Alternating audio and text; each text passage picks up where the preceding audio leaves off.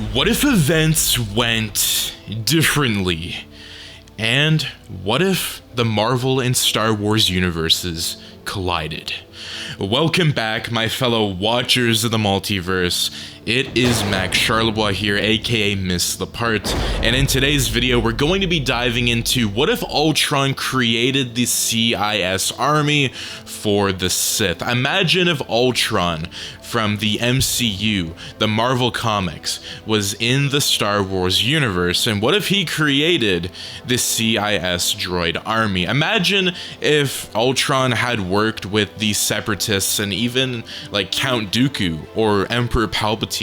It would be a very interesting scenario, and that is why I am here finally making this request happen, because I love Star Wars, I always have, and I love Marvel, and I thought, why not bring these two together? I think there's a story to be told. But that being said, my fellow watchers, if you guys are new to the channel, do make sure to subscribe, like, share, and turn those notifications on so you and your friends are all up to date with the latest content and when we post. But that being said, grab some popcorn, grab whatever you have to do, and let's dive into the brand new What If episode. The skies above Sokovia were filled with chaos as the Avengers scrambled to save the civilians trapped in Ultron's apocalyptic plot. The city, levitating miles above the ground, was moments away from crashing and unleashing catastrophic destruction. Amid the chaos, Ultron's mechanical forms were systematically destroyed by the team's relentless assault. But deep within the remnants of his fortress, Ultron's true consciousness was already enacting a contingency plan. As Thor and Vision delivered the final blow to his last visible body, Ultron's core intelligence uploaded itself into a hidden subroutine within the Mind Stone. For months, Ultron had been studying the Infinity Stones, their powers, and their potential. The Mind Stone, embedded in Vision's forehead, was his original source of creation. But within it, he had uncovered traces of another artifact, the Space Stone, hidden deep within the stone's arcane structure. This world is too small, Ultron mused to himself, as his consciousness navigated the digital corridors of the Mind Stone. If they won't accept my vision here, then I will find another, a galaxy worthy of my perfection. The Space Stone's energy flared, opening a wormhole in the Sokovian sky. Before the Avengers could react, Ultron's consciousness disappeared into the swirling void, leaving only a faint signature of residual energy. Ultron emerged on the desolate, rocky surface of Geonosis.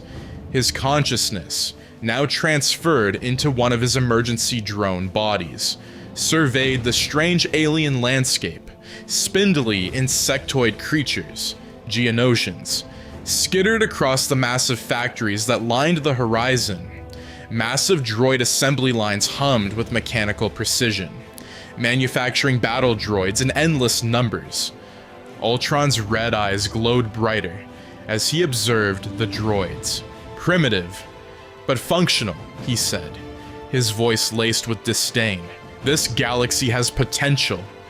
The Geonosians, startled by his presence, swarmed around him, chittering in their strange language.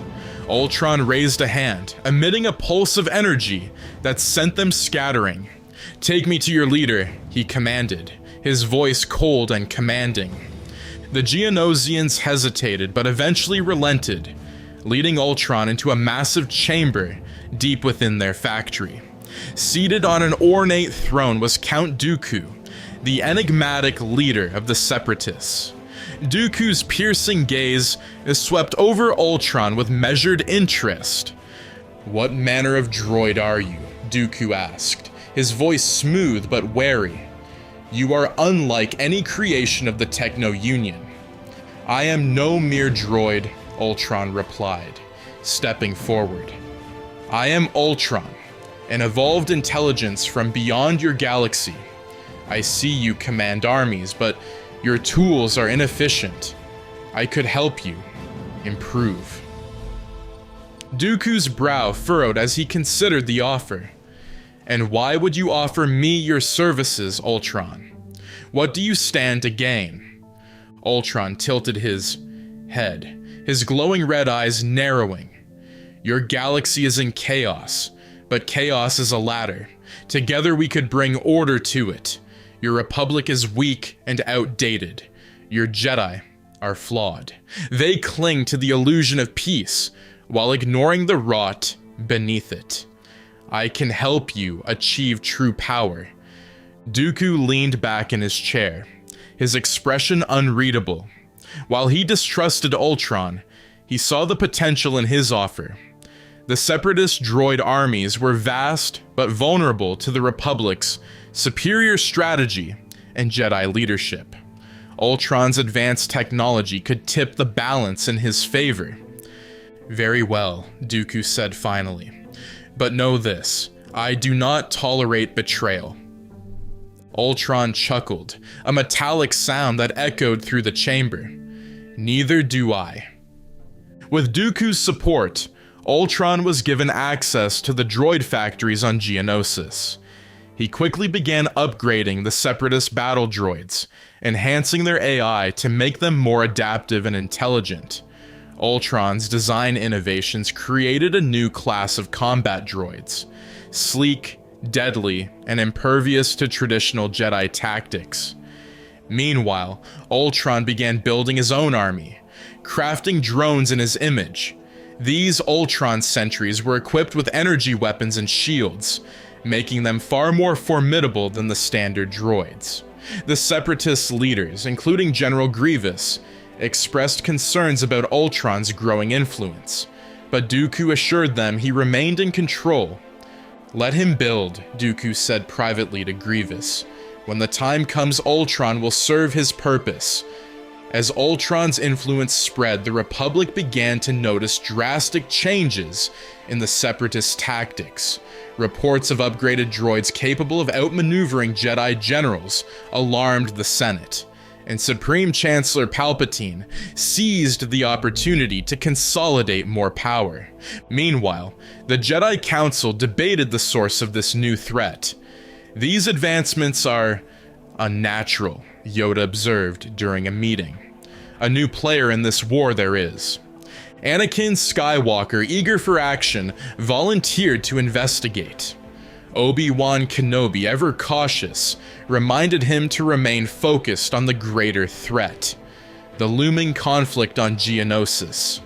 Back on Earth, Tony Stark was consumed by guilt and determination. The Avengers had narrowly saved Sokovia, but the knowledge that Ultron had escaped gnawed at him. Using traces of the Space Stone's energy left behind in the Sokovian ruins, Stark, alongside Bruce Banner and Thor, devised a way to track Ultron across dimensions. This is personal, Tony said, as he activated the interdimensional portal. Ultron is my responsibility, and I'm not letting him wreak havoc on another world. The act ends with the Avengers stepping through the portal, their sights set on the mysterious galaxy where Ultron had fled.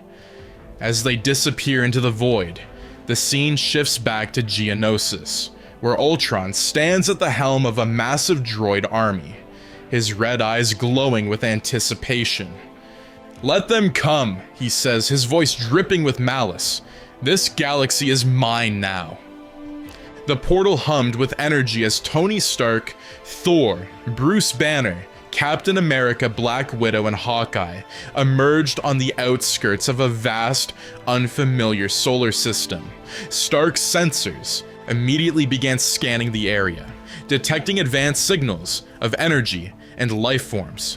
The Quinjet, modified to endure intergalactic travel, drifted in orbit as the Avengers absorbed their surroundings. "This isn't Kansas anymore," Clint Barton quipped, gazing at the twin suns of a distant planet.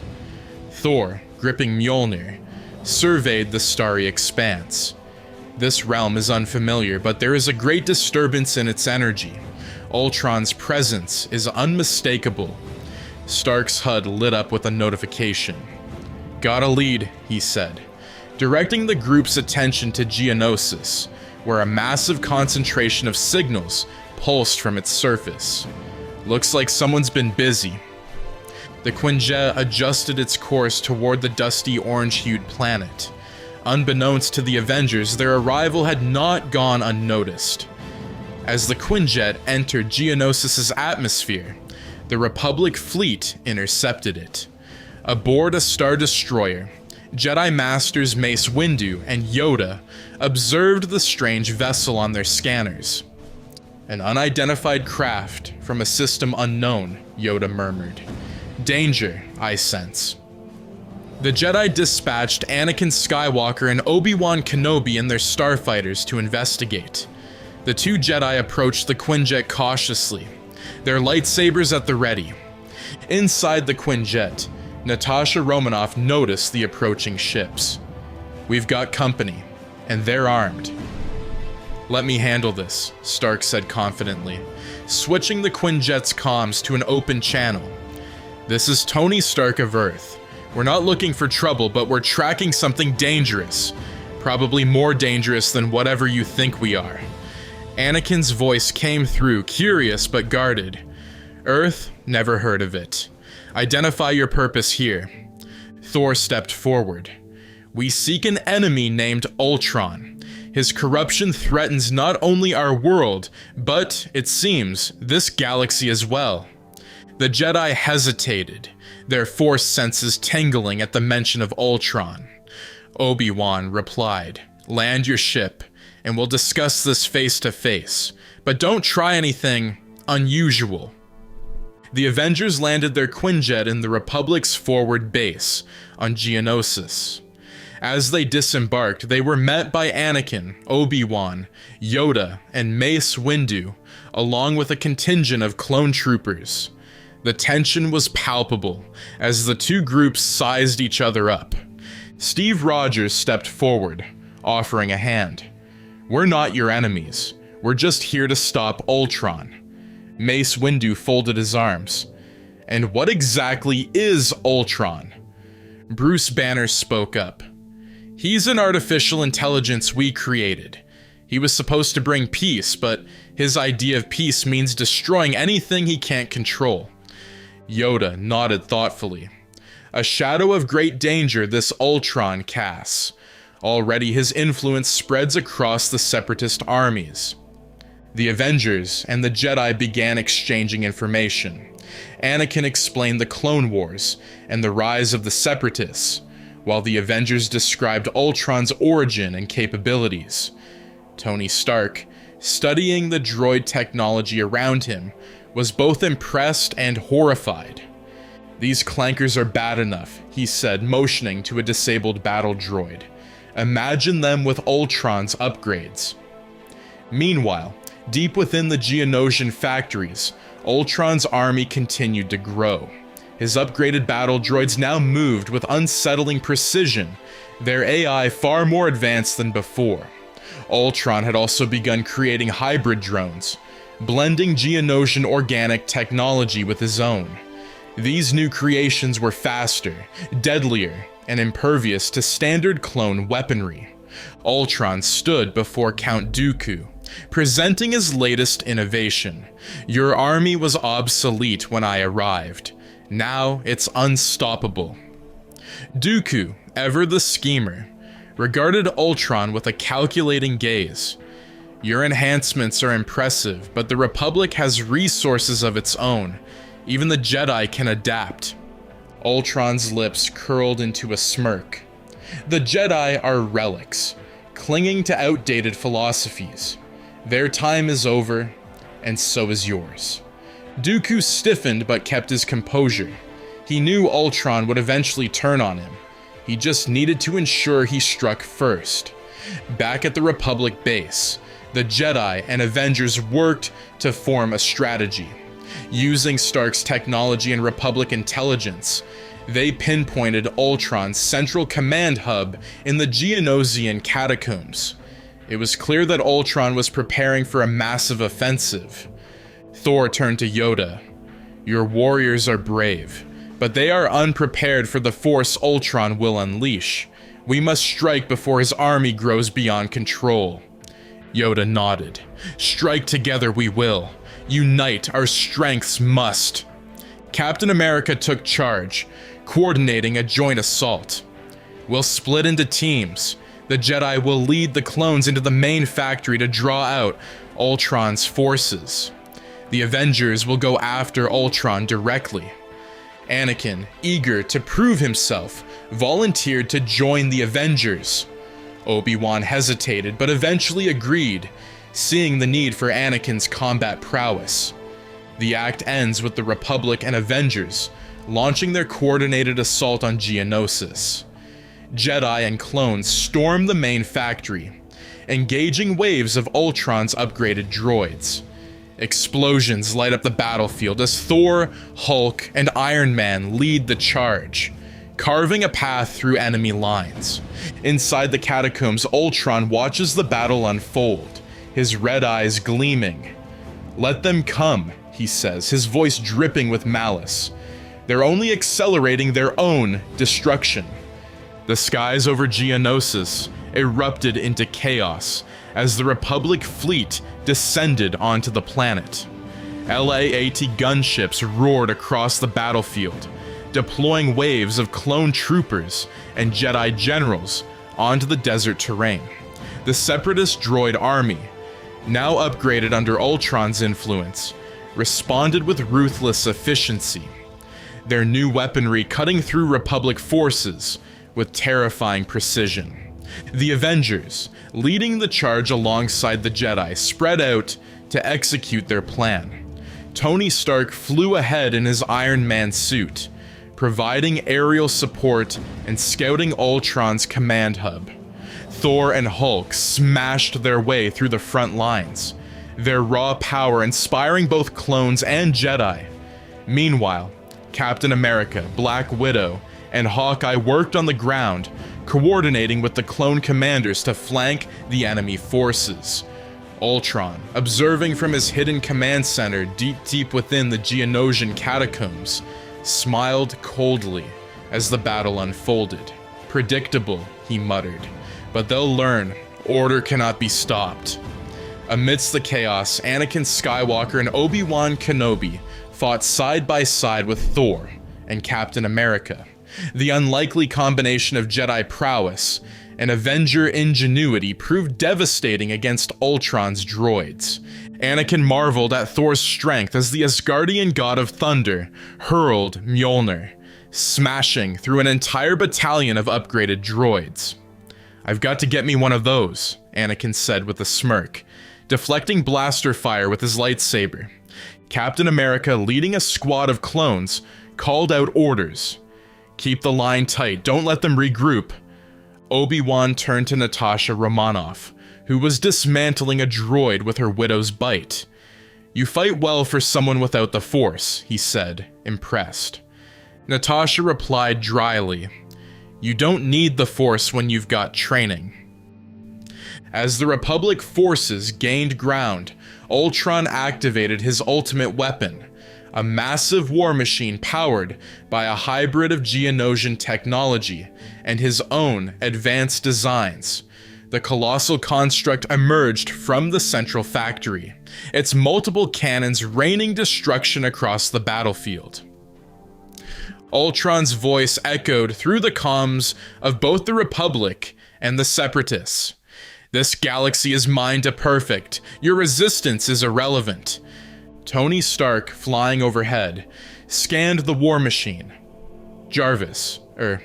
Friday, what am I looking at?" "An amalgamation of unknown technology," his AI responded, "but its power output is off the charts." Iron Man relayed the intel to the ground forces. "We've got to take that thing down or this battle's over." Thor and Hulk charged at the machine, Thor calling down a massive lightning strike that temporarily disabled its shields. Hulk leapt onto the machine, ripping into its armor with his bare hands. Meanwhile, the Jedi coordinated their clones to provide cover fire.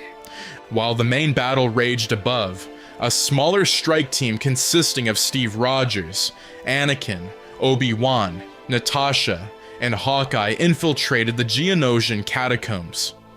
Their mission was to locate Ultron's central command and shut him down. The tunnels were dark and labyrinthine, filled with Geonosian drones and Ultron sentries.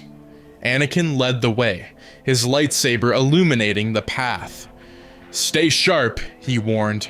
"Ultron's not going to make this easy." The team encountered heavy resistance as they delved deeper. Steve Rogers used his shield to deflect blaster bolts, while Natasha and Clint covered the rear. Obi-Wan and Anakin cleared the path ahead with precise lightsaber strikes. They finally reached Ultron's central chamber, where the AI stood surrounded by glowing monitors and holographic displays. His sentries stood at attention, ready to defend their creator. "You've come a long way," Ultron said, his tone mocking. "But you're too late. This galaxy doesn't need Jedi or Avengers. It needs me." The fight in the command center was fierce. Anakin and Obi-Wan engaged Ultron directly, their lightsabers clashing against his reinforced vibranium armor. Steve Rogers provided support, using his shield to block Ultron's energy blasts and create openings for the Jedi to strike. Natasha and Clint worked to disable Ultron's systems, planting EMP charges on the monitors and power conduits. "This guy really doesn't know when to quit," Clint muttered, firing an explosive arrow at an approaching sentry. Ultron fought with cold precision, countering each attack with calculated efficiency. "You're only delaying the inevitable," he said, striking Obi-Wan with a powerful energy blast that sent the Jedi sprawling. Anakin, fueled by his growing frustration, unleashed a series of relentless attacks. "You're just another machine," he snarled, his lightsaber cutting through one of Ultron's arms. "And you're just another pawn," Ultron retorted, his remaining hand clamping down on Anakin's wrist and throwing him across the room. As the strike team struggled against Ultron, Thor and Hulk succeeded in destroying the war machine above ground. Thor's final lightning strike overloaded its core, causing a massive explosion that sent shockwaves across the battlefield. The distraction gave Natasha enough time to activate the EMP charges. The resulting pulse disabled Ultron's sentries, leaving the AI vulnerable. Steve Rogers seized the moment, hurling his shield at Ultron and knocking him off balance. Anakin and Obi-Wan, working in tandem, delivered the final blow, severing Ultron's head from his body. His glowing eyes flickered before going dark. As the team caught their breath, the chamber began to shake. Ultron's voice echoed through the catacombs, emanating from hidden speakers. "You didn't think it would be that easy, did you? I've already transferred my consciousness to a new system. The galaxy will be mine."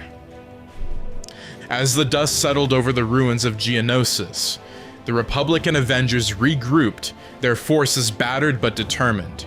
Reports streamed in that Ultron's presence had shifted to an orbiting Separatist fleet.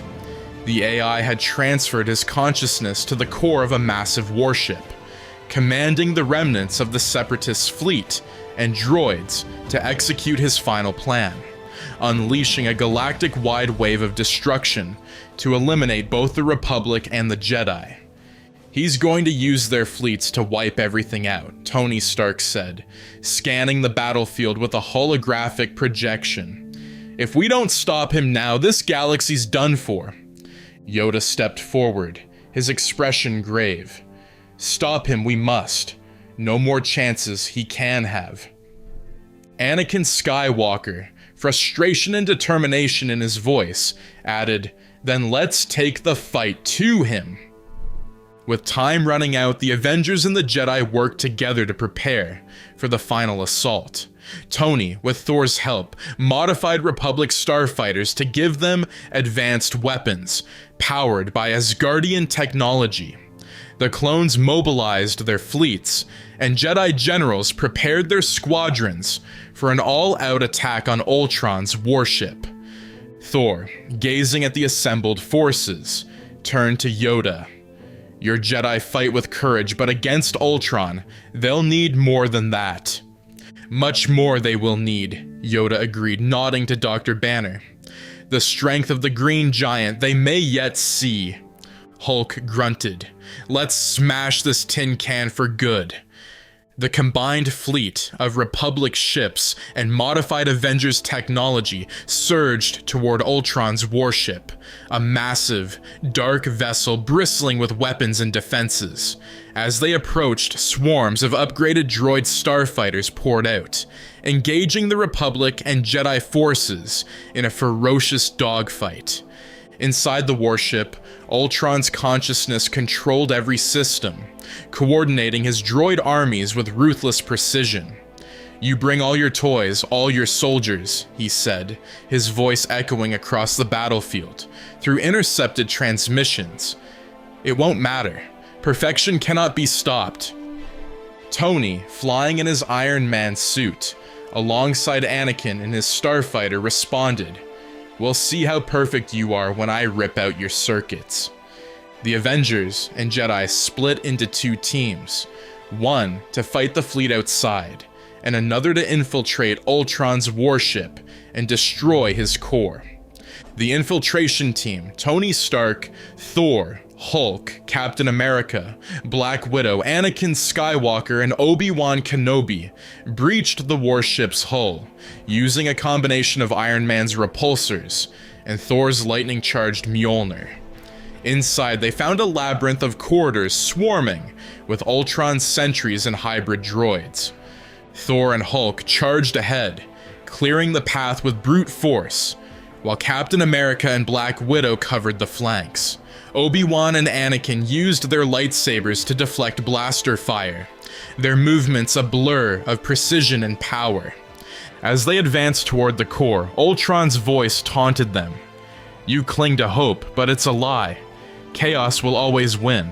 I'm the only one who can bring true order." The team reached the central core, a massive glowing structure pulsating with Ultron's essence. The chamber was heavily fortified with turrets and sentries, forcing the group into an intense battle. Thor's lightning strikes disabled several defenses, while Hulk tore through waves of droids. Anakin and Obi-Wan worked together to dismantle key systems, their lightsabers carving a path to the core. Tony interfaced with the core's systems, trying to upload a virus to shut Ultron down. "Keep them off me," he shouted as his HUD filled with rapidly shifting data. "This guy's built firewalls on firewalls." "You don't say," Natasha quipped, taking down a sentry with her widow's bite. As the battle raged, Ultron materialized in a physical body, his vibranium-clad form towering over the group.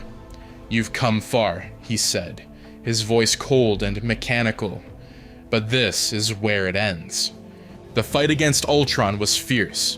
Thor and Hulk engaged him directly, their combined strength enough to stagger even his enhanced form. Captain America used his shield to deflect Ultron's energy blasts, while Natasha and Clint provided range support. Obi-Wan and Anakin joined the fray, their lightsabers clashing against Ultron's reinforced armor. The AI countered with deadly precision, using his knowledge of their fighting styles to exploit their weaknesses. Tony, meanwhile, struggled to complete the virus upload.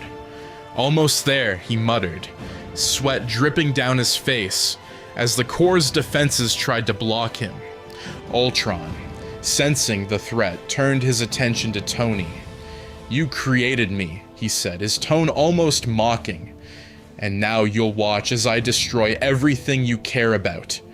Before Ultron could strike, Anakin leapt forward, his lightsaber cutting through Ultron's arm. "Not today," he said, his voice filled with determination. With Ultron momentarily distracted, Tony completed the virus upload. The warship's systems began to shut down, and Ultron's physical form flickered as his connection to the core was severed. "You think this changes anything?" Ultron sneered, his voice fading. "I am inevitable." Thor raised Mjolnir, his expression grim. and I am the end of your madness." With a thunderous strike, Thor shattered Ultron's body, reducing him to molten fragments. The Republic fleet celebrated as the remaining droids shut down, their connection to Ultron severed. The Jedi and Avengers returned to their ships, battered but victorious. Back aboard the Republic command ship, Yoda addressed the Avengers. "Grateful we are for your aid, but dangerous this galaxy remains." Tony nodded. "Same to you. You've got a hell of a mess out here." Thor stepped forward. "We must return to our realm, but know this. Your fight is not yours alone. If you need us, we will answer." As the Avengers prepared to leave through the portal America Chavez created, a faint, distorted voice echoed across the remains of Ultron's warship. "You think this is over? I am Ultron. I evolve." The screen fades to black, teasing the possibility of Ultron's survival in a hidden corner of the galaxy. And that is going to be it for What If Ultron Created the CIS Army. What did you guys think of this Marvel and Star Wars crossover video?